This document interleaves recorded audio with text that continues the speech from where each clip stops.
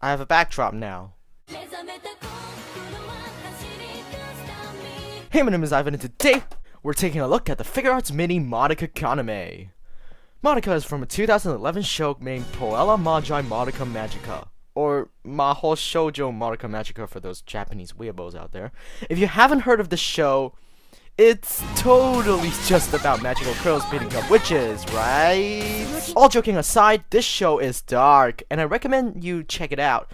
It's a really good show that talks about friendship, sacrifice, fantasies that ultimately shatters into cruel reality. I'm reviewing a figure, right? The painting and the sculpting of this figure is borderline perfect. It amazes me that a figure so small can carry this much detail. And on the topic of detail, look at the soul gem. It's sculpted nicely and the coloring has no mishaps even with the size. It's tiny, but it's still so accurate and doesn't look like a piece of plastic mess. But I'm actually not that big of a fan of the pink they used for her hair. It's a little messy. I'm not saying the pink hair is bad by any means. It's just not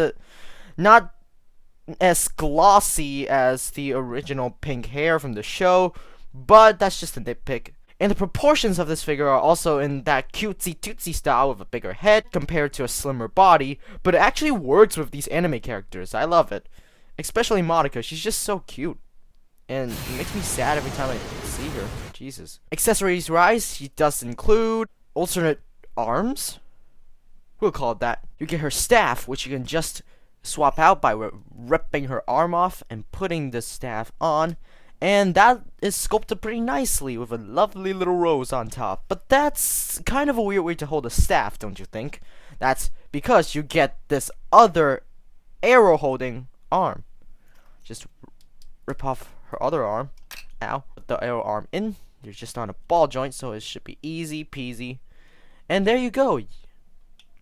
You have her bow now, which is a fantastic pose, but I kind of wish that they came with alternate faces. Since these figures are obviously obviously sculpted to have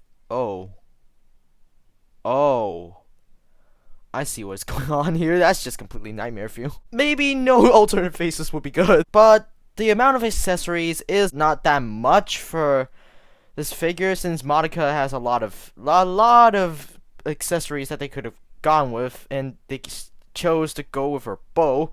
But maybe one day they'll release like an expansion pack or something, like maybe include her with I don't know, Kyobe, because why wouldn't you want to include that piece of adorable creature? And of course, with every FiguartsMini you get this stand.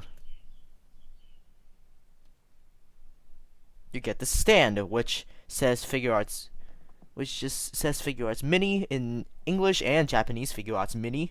And the stand itself is on a ball joint, which you can kind of wiggle a little bit, and you can use this by just plugging it into your figure's back, and then mounting it on top of mount her on top of your stand, which looks pretty good. And she also cannot stand without her stand. Or maybe she can. Let's just try that real quick, since I have a lot of time remaining with this video. Let's see if she can stand without her stand. Okay. Ball joint at the head. Every ball joint could be a swivel. You can look up that far and look down that far and side to side. Isn't that adorable? Rotation at the shoulder. She can kick, not that much, and move back, not that much. And she's got a little bit of a spread. And a lot of people are probably eagerly waiting for me to see under her dress. You're perfect. She's 14. But if you do look under her dress, you can see that there's not really much to see here. Just other than ball joints at her legs. Her legs are connected on a ball joint, which is always a good thing to see. Posability on this figure is not that much, but it's just enough for some decent neutral poses. And for size comparisons.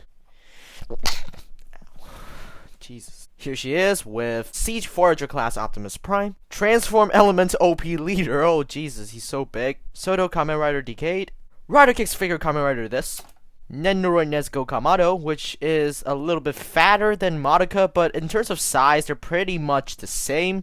And just for a sense of scale, here is a Legion class Optimus Prime, so you can see, like, she's a little tiny figure, so tiny and cute. And last but not least, the FiguartsMini Homura Akemi. And a sheet of paper, because I bought this figure at Tamashii Nations Hong Kong.